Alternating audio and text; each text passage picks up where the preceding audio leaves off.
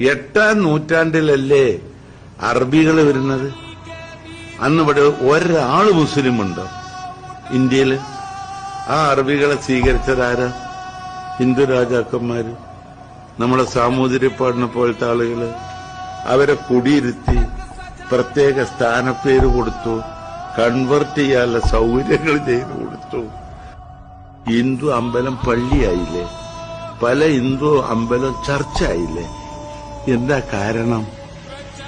ഹിന്ദുമതം ഈ പറയുന്ന രൂപത്തിലുള്ളൊരു മതമല്ല. ഹിന്ദുമതം സഹിഷ്ണുതന്റെ മത. ഹിന്ദുമതം ഇസ്ലാം മതം പോലെ ക്രിസ്തു മതം പോലെയുള്ളൊരു മതമല്ല.